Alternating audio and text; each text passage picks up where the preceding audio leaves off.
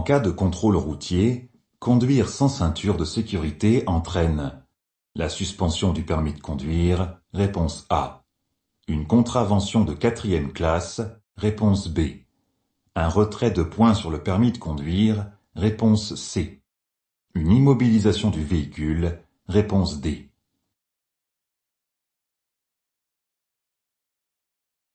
Quels sont les risques sans ceinture de sécurité? Le risque de blessure mortelle et d'éjection du véhicule sont importants en cas de choc.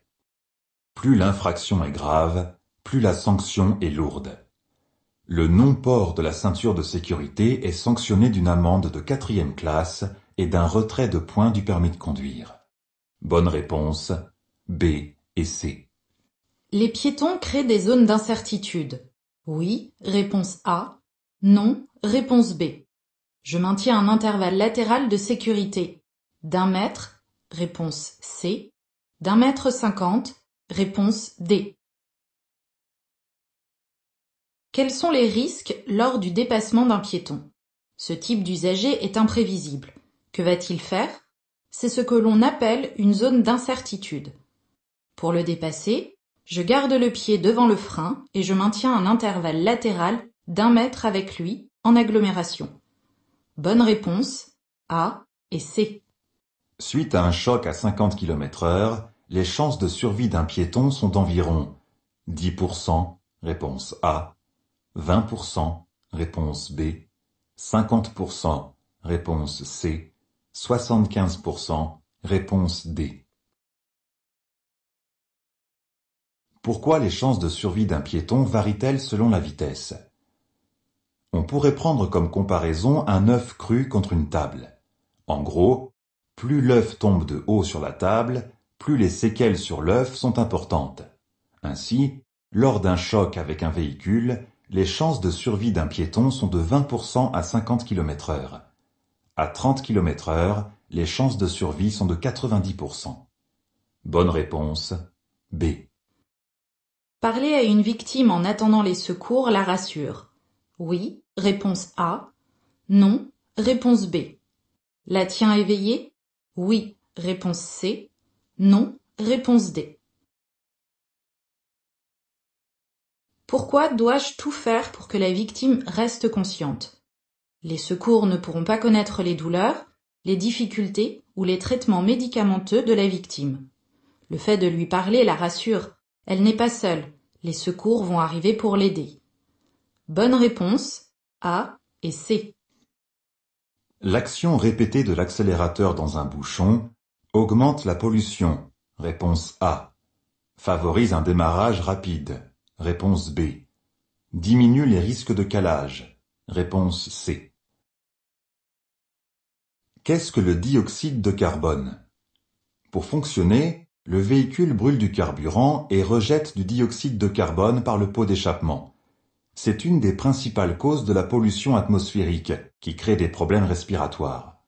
Pour faire avancer ma voiture plus vite, j'appuie plus sur l'accélérateur. Le véhicule consomme donc plus de carburant et rejette plus de dioxyde de carbone. Bonne réponse, A. Le véhicule derrière moi respecte les distances de sécurité. Oui, réponse A. Non, réponse B. Je freine? Oui, réponse C. Non, réponse D. Quelle est l'utilité des distances de sécurité? La distance de sécurité à maintenir entre deux véhicules permet d'éviter une collision, face à un ralentissement brusque par exemple. Elle comprend la distance parcourue pendant le temps de réaction, de 1 seconde en moyenne, et 1 seconde de marge de sécurité. L'usager qui me suit est beaucoup trop près. Je ne vois même pas sa plaque d'immatriculation. Bonne réponse, B et D. Pour choisir un siège auto adapté à mon enfant, je prends en compte sa taille, oui, réponse A, non, réponse B. Son poids, oui, réponse C, non, réponse D. Quels sont les risques avec un siège auto inadapté? En plus du fait de ne pas être confortablement installé, l'enfant risque de ne pas être bien maintenu en cas de choc ou de ralentissement brusque. Ainsi, je choisis un siège auto en fonction de la taille et de la morphologie de mon enfant. La ceinture doit être posée sur son épaule.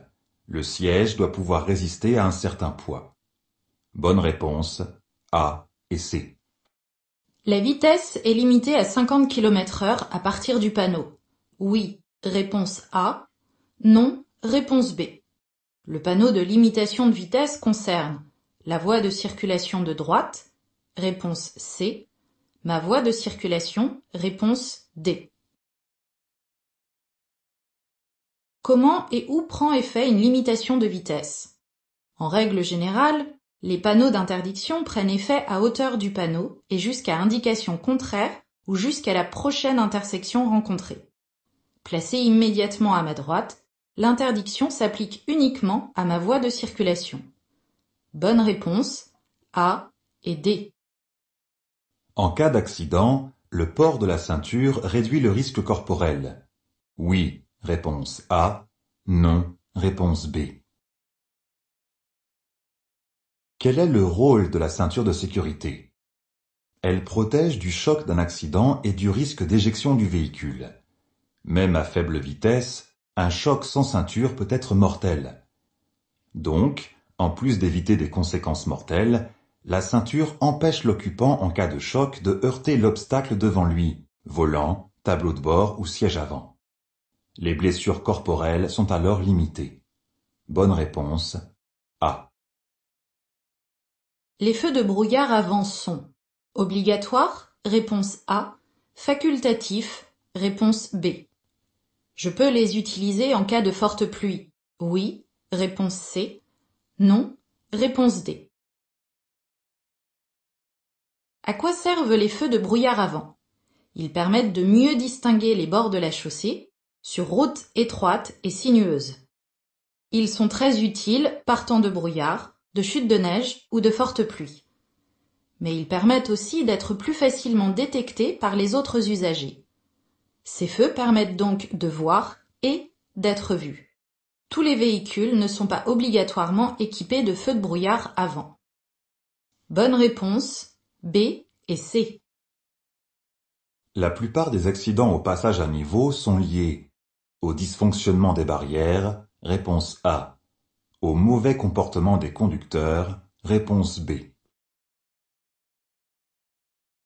Quels sont les risques à un passage à niveau? Je risque de heurter le sol avec la voiture à cause d'une vitesse inadaptée ou encore de me retrouver bloqué sur les rails. Plus d'une centaine d'accidents a lieu tous les ans à un passage à niveau en France. Malheureusement, 99% des accidents sont liés au non-respect du code de la route. Bonne réponse B. Les feux diurnes dispensent de l'utilisation des feux de croisement le jour. Oui, réponse A. Non, réponse B. La nuit? Oui, réponse C. Non, réponse D. Qu'est-ce que les feux diurnes? Comme leur nom l'indique, ce sont des feux que j'utilise le jour. Tous les véhicules récents en sont équipés. Ils permettent d'être plus facilement détectés auprès des autres usagers. De nuit, en présence d'autres usagers devant moi, je circule avec les feux de croisement. Bonne réponse A et D. Cette commande permet de régler le rétroviseur intérieur, réponse A. Le rétroviseur extérieur droit, réponse B. De contrôler l'angle mort. Oui, réponse C. Non, réponse D. À quoi servent les rétroviseurs extérieurs? Ils me permettent de contrôler ce qui se passe autour de moi, en particulier sur les côtés. Mais ils ne permettent pas de tout voir. Certains véhicules sont équipés de rétroviseurs extérieurs à réglage électronique. Cette commande se situe généralement sur la portière du conducteur. Ici, j'ai activé le réglage du rétroviseur extérieur droit. Bonne réponse B et D. J'adapte la vitesse en fonction de l'adhérence au sol. Oui, réponse A. Non, réponse B. Des usagers rencontrés. Oui, réponse C. Non, réponse D. Quels sont les risques avec une vitesse inadaptée? Elle peut entraîner une perte de contrôle du véhicule, une sortie de trajectoire, voire un choc avec un usager rencontré. Pour toutes ces raisons, j'adapte la vitesse en fonction de l'état du sol, gravier, feuilles, pluie, des usagers rencontrés, piétons, tracteurs, animaux, de l'environnement, du trafic, etc. Bonne réponse A et C. Une ceinture de sécurité bien ajustée est vrillée, réponse A, est posée sur l'épaule, réponse B, est tendue, réponse C. Quels sont les risques avec une ceinture de sécurité mal ajustée? Elle ne m'empêche pas, en cas de choc, de heurter le volant, par exemple. Je la règle, si besoin, en hauteur, pour qu'elle soit posée sur mon épaule. Je vérifie qu'elle est bien à plat. Et enfin, après l'avoir attachée, je l'ajuste en plaçant la sangle abdominale sur les os de mon bassin et je la serre. Bonne réponse, B et C. Ce panneau indique un lieu-dit, réponse A, un lieu d'intérêt touristique, réponse B. La vitesse est limitée à 90 km/h, réponse C. Je ralentis, réponse D. Qu'indique ce panneau? Il signale l'entrée du lieu-dit d'Arencro. Je vais traverser une zone avec des habitations où des usagers sont susceptibles d'entrer ou de sortir de chez eux. Je circule hors agglomération. La vitesse maximale autorisée est de 90 km/h. Je risque de rencontrer des ralentissements, des usagers qui manœuvrent. Je ralentis. Bonne réponse A, C et D. Le marquage au sol m'aide à évaluer l'espace de sécurité. Oui, réponse A. Non, réponse B. Je suis à plus de 2 secondes du véhicule derrière moi. Oui, réponse C. Non, réponse D. Comment évaluer l'intervalle de sécurité? Il existe 3 façons de vérifier si l'intervalle de sécurité est suffisant. Je peux utiliser le marquage au sol, multiplier par 6 la dizaine de la vitesse, ou prendre un point de repère. Je ne vois même pas la plaque d'immatriculation du véhicule qui me suit. Il est beaucoup trop près.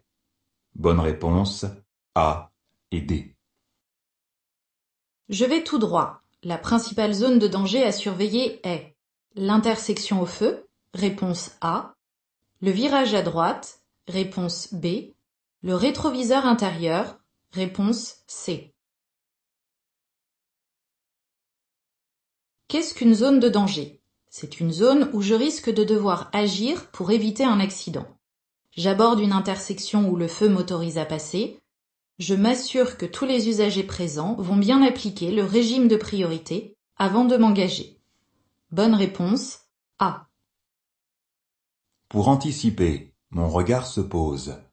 Au point d'horizon de la route, réponse A. Sur le bas-côté à ma droite, réponse B. C'est quoi anticiper? C'est prévoir ce qu'il va ou peut se passer. Pour avoir un maximum d'informations, je regarde le plus loin possible. Si je regarde au point d'horizon de la route, je vois tout ce qui se passe dans la zone devant moi. Je peux adapter facilement mon comportement. Bonne réponse A. Je circule sur une route prioritaire. Oui, réponse A.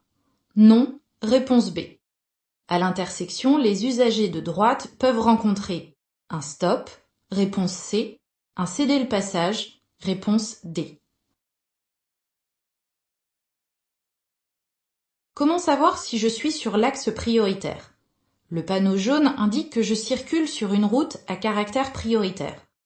Sur le panonceau schéma, le trait épais représente l'axe prioritaire et le fin, l'axe non prioritaire. Je me situe toujours en bas du panonceau. Je suis donc sur la route prioritaire. Les usagers venant de droite rencontrent un stop ou un céder le passage. Bonne réponse A, C et D.